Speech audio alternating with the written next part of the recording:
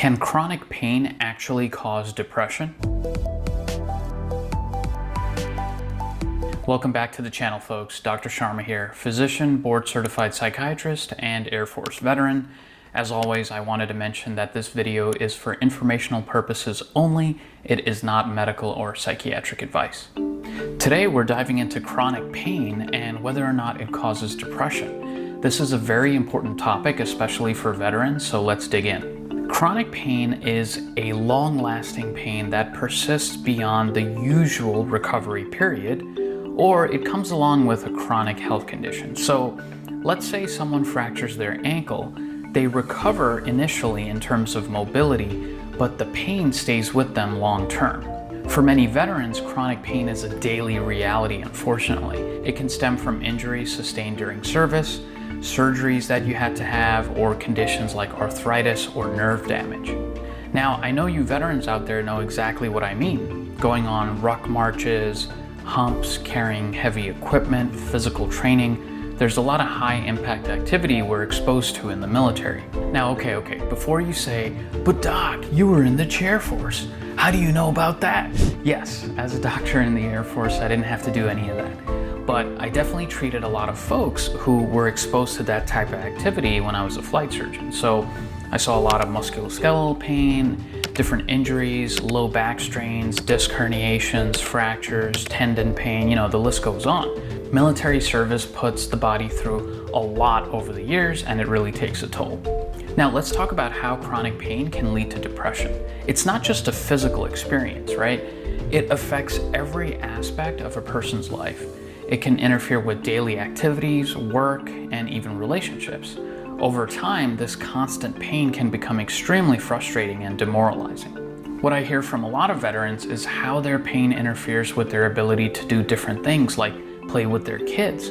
They want to be active in the sports that their kids are playing, teach them how to throw a football, run different plays, play baseball, basketball. But it's not possible when you're dealing with these causes of chronic pain. Keep in mind, a lot of veterans with these problems are not old. They're in their 20s, 30s, or 40s, and they have these issues with mobility and pain. In fact, a lot of veterans tell me that they feel decades older than their actual age. This is based on their physical conditions. They feel like they aren't as mobile as they should be. They usually compare themselves to people similar to their age. And I think this is true, and it comes from these physical injuries. Just like people who play in competitive sports who end up having long-term injuries and pain. Other ways that pain can be frustrating is how it interferes with chores. So it might keep you from mowing your lawn, taking care of your garden, cleaning your house, moving equipment. Then you end up having to hire somebody else to do those tasks. Then it creates an economic impact on your life. Another way it can impact things is something that's a little bit uncomfortable to talk about, but it includes intimacy, right? So having that severe low back pain can really interfere with romantic relationships. And all of this makes sense, right? Imagine with these injuries, you don't know which movement is going to make it get worse or cause a flare-up.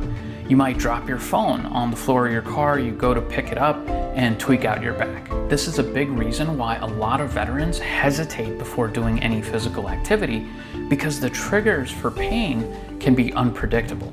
With chronic pain, there often comes anxiety as well. So for instance, a lot of folks tell me about their fears of the future. So if someone has low back pain and it keeps them from being mobile a lot of the time, they worry about the future and potentially needing to use a walker or wheelchair. They worry that their loved ones will have to take care of them, that they might not be able to take care of themselves. That is tough, right? It's embarrassing and it lowers self-esteem. Especially remembering that as veterans, we were highly functional before, we were usually physically fit, and now it's such a change from that level of activity in the past. One other thing about physical exercise, what does it do for mental health? It lifts your mood, right? It releases endorphins, it lowers anxiety, it gives you a sense of accomplishment. A lot of veterans used to use physical exercise as a way to guard against depression, but that's not possible when dealing with these different types of chronic pain. Imagine waking up every day in pain, knowing that it won't go away.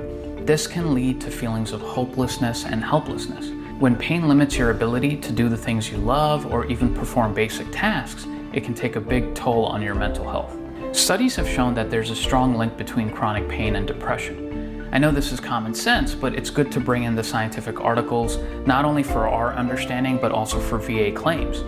For instance, a study published in BMC Medicine found that the prevalence of depression among people with chronic pain can be as high as 45.7%. Another study highlighted that individuals with chronic pain are significantly more likely to experience depression and anxiety. There are high-quality studies with thousands of patients spanning more than a decade in length showing us these findings. There have also been studies showing that chronic pain often results in what we call irritable depression. This is crucial. Chronic pain lowers our tolerance for frustration. We get annoyed easier and quicker. Our patience is thin. Pain is one of the most common causes of irritability in veterans that I've seen. It basically seems to be the common denominator for irritability. And we all know irritability can make us lash out at the people we love, people we work with, or even people in public. It can really be problematic. There are a lot more studies going into the connections between chronic pain and depression.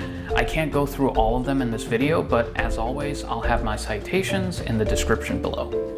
For veterans, the situation can be even more challenging. So many of us have experienced traumatic events during service, which can contribute to both chronic pain and depression. Remember, there's a bi-directional path between trauma and depression, trauma and chronic pain and depression. Basically, a history of trauma and depression can make pain feel worse. So you can have two people who may have had the same low back disc herniation, but one person with a history of trauma can feel the pain at an 8 out of 10, while someone else would feel their pain at a lower number if they don't have a history of trauma or depression. Basically, the perception of our pain can change based on our psychiatric history. When we think about the symptoms of depression due to chronic pain, it's just like regular depression, except that the symptoms are rooted in the pain. So this can include persistent sadness, anxiety, loss of interest in things that used to bring you joy, lower appetite or maybe increased appetite, insomnia because of pain keeping you from falling asleep or staying asleep, hopelessness, lower self-esteem, guilt, and potentially even suicidal thoughts. Remember, if you're suffering from any of this, it is crucial to seek help from your medical providers.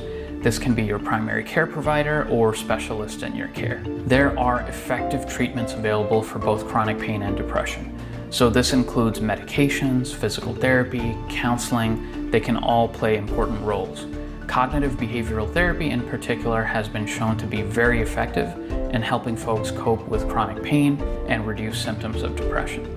Another effective strategy is mindfulness meditation, bringing us back to the present moment. Remember, pain is a warning sign to the body. It causes the amygdala, or our fight or flight center, to be more active. So we need to bring our mind and body back to the present moment. We need to focus on the here and now, our physical senses.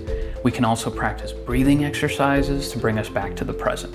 Support from family and friends is also vital, so having a strong support system can make a huge difference in managing both chronic pain and depression. As always, the first step is acceptance, and often the hardest, right? We have to sit down, we have to think about this pain and how it actually might be causing us to be depressed, how it's affecting our lives, the quality of our lives, and the people around us.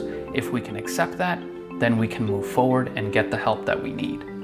That's it for today's video. I hope this was helpful for you guys to take a deeper look at chronic pain and how it causes depression. As always, I've got the references for the studies I used to make this video in the description. If you found this video helpful, please like, comment, and subscribe to my channel. It really helps and it tells me that I'm doing something right.